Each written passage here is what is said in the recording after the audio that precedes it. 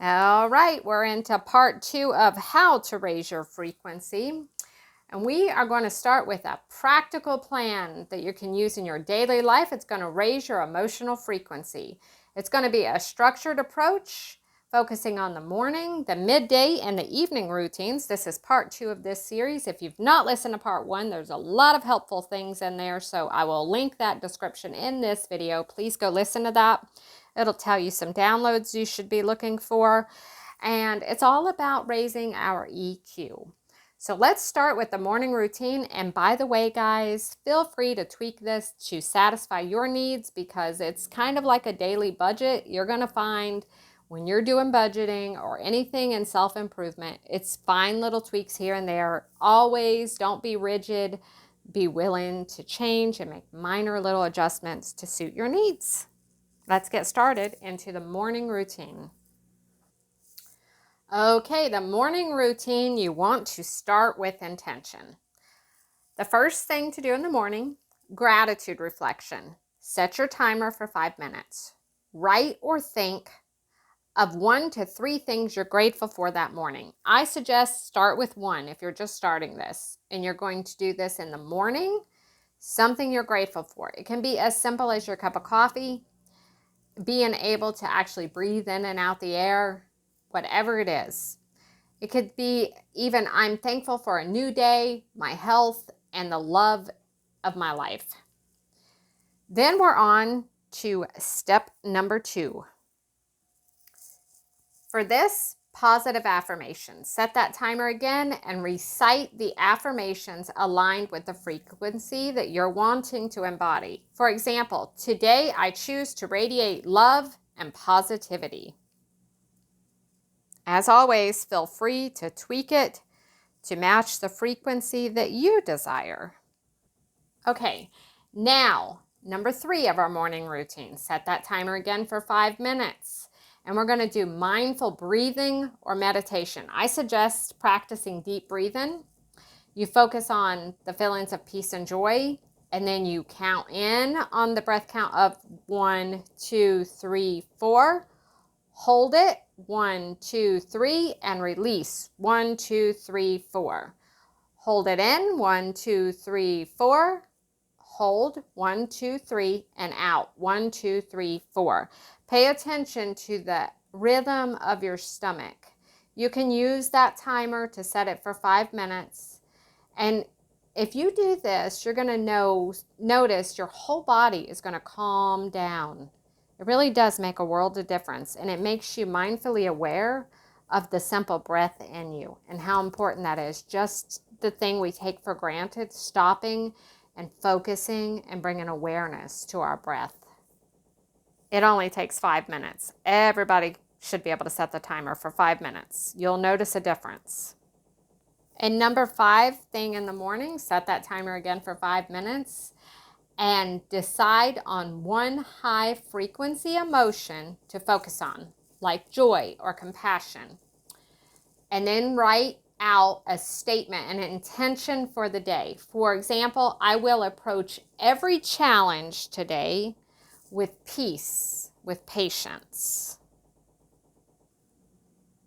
So if you set your timer, your morning routine for this practice of raising your emotional awareness, your emotional IQ, would take anywhere about 20 minutes. And if 5 minutes don't work, then set the timer for 2 minutes, guys. But you have to practice this, and it's best to get started in a routine because then you don't have to think so much about it. So let's go to the midday routine, which is realigning and energizing ourselves.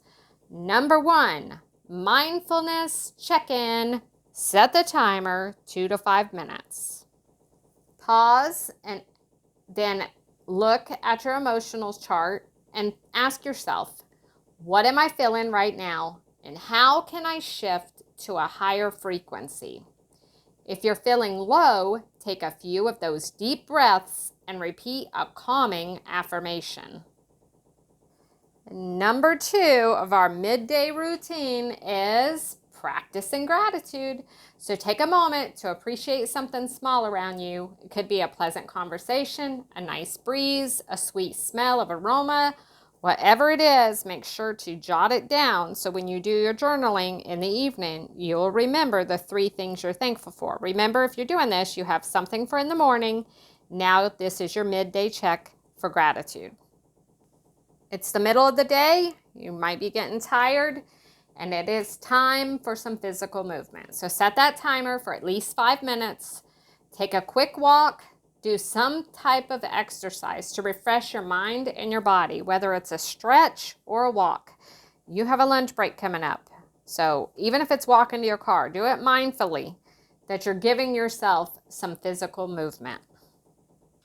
Remember, doing this is going to release happy endorphins. You're naturally just going to feel more joy. And who doesn't want that? Okay, guys, you have made it to the evening routine. This is going to be called Reflect and Release. So, number 1 for your evening routine is reflect on the day. Set that timer for 5 minutes and write down something you're thankful for right now. Now, put it with the other 2 things, one from this morning and one from midday, and you have 3 things that you're thankful for. 3 things, no matter what, that went well for the day. It doesn't matter how easy it was. Like, what I'm saying is, like, don't take for granted that light breeze that came through in the midday. Don't take for granted that sweet aroma or that kind word someone said.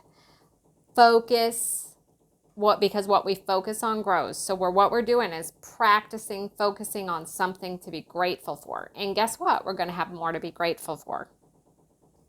And number 2, we're going to get out a pad of paper. We're going to set that timer for 5 minutes, and we're going to start journaling about any challenging emotions we're facing. We're going to ask ourselves how we're feeling and what went well today and what didn't go well today. And if we could go back in time in a time machine, how would we respond differently next time? What this is going to do is bring awareness to responding instead of always reacting. Now, we are just going to consciously be aware of something we should be forgiving of. It could even be as simple as forgiving ourselves instead of beating ourselves up that we didn't say everything we wish we would have said or did everything we wish we would have did. Because forgiveness lightens our load. It just says it is what it is. I learned and I'll feel my way to success. It'll get better. Instead of beating ourselves up and holding ourselves down into lower frequencies. Okay, and now we're just going to have our evening prayer, visualize ourselves being surrounded by calmness, and hopefully we're going to get some good sleep. With these 3 routines, at least you'll be on your way to raising your frequency. And I just wanted to add some extra tips for those who made it this far of the video. Here is an extra tip, a weekly practice called Deepen the Connection. It's a kindness challenge where you plan one act of kindness each and every week. It could be helping a neighbor, sending an encouraging message, or just intentionally smiling, holding the door open for someone who's coming in the store after you. And number 2, extra tip, nature connection. Spending 30 minutes outside, soaking in nature's frequency, consciously aware, at least every single week. Who does not have 30 minutes to spend outside? Another thing, additional tip here, limit negative influences. Reduce your time that you're spending on negative news or social media. And listen to uplifting content. Choose podcasts, music, and videos that actually inspire and motivate you to be the best version of yourself. And for those people like me, curious minds that want to know, let me go over some history of the emotional frequency chart, its origins and concepts. Well, the emotional frequency chart, otherwise known as the map of consciousness, was introduced by Dr. R. Hawkins. His name was David R. Hawkins. He was a renowned psychiatrist and a spiritual teacher. In 1995, he had a book called Power versus Force. And this chart categorizes emotions into levels of consciousness. Each is linked to a measurable frequency of vibration. Hawkins' work blended spirituality, psychology, and what was known as muscle testing to explore the nature of human emotions and states of being. The key concepts of the map of consciousness were number 1, scale and frequency. The scale ranges from 0 to 1,000, with each level representing a different emotional state. Emotions at higher frequencies are associated with positive states like love, joy, and peace. Lower frequencies represented emotions like shame, fear, or anger. Measurement methods used was muscle testing to calibrate these frequencies.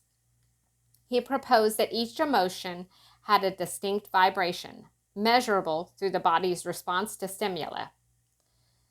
The scale actually represents an increase in vibrational energy, so it takes you from the lowest to the highest. The highest is in enlightenment, and the lowest is right down there with shame and guilt.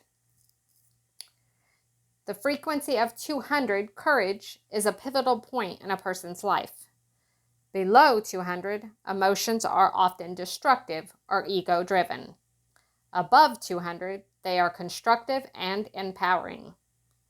Most people, according to Hawkins, operates below or around this threshold.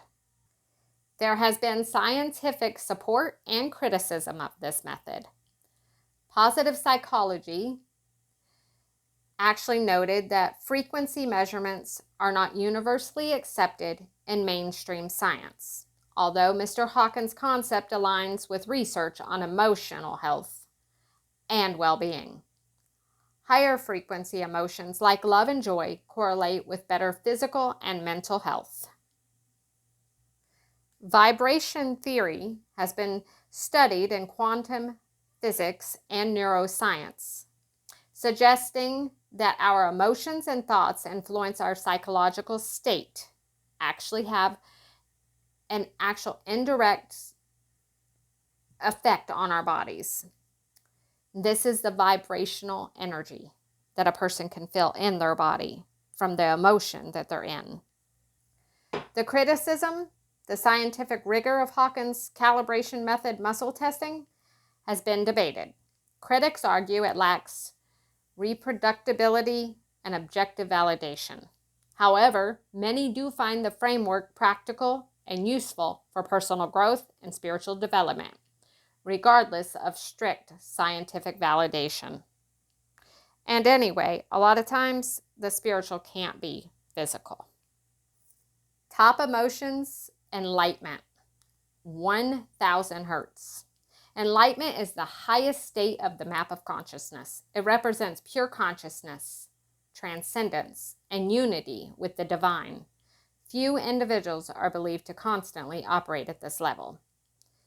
Examples often cite in spiritual figures like Jesus, and for some, Buddha or Krishna. Characteristics of enlightenment is selflessness, complete loss of your ego edging God out, complete lack of that and loss, and personal identity, realizing you are connected with your Creator. Universal love, unconditional compassion for all beings, understanding that there's a part of divinity in everyone. Doesn't mean you go along to get along. Inner peace, a deep, unshakable serenity and freedom from suffering. And again, oneness, a sense of unity with God. While there are some practical implications here, and reaching enlightenment might seem unattainable, we can strive toward higher frequencies through practices like mindfulness, gratitude, and service to others. Even small steps upward in the frequency scale can profoundly impact our emotional well-being and our physical and our relationships. I'll be dropping video number 1 in the description below. If you haven't watched that, please go ahead and click on there to watch it. Again, it'll tell you of some downloads you can download. And I want to thank you guys for stopping by. Remember, the sun always rises. I'll see you guys in the next video. Have a beautiful day.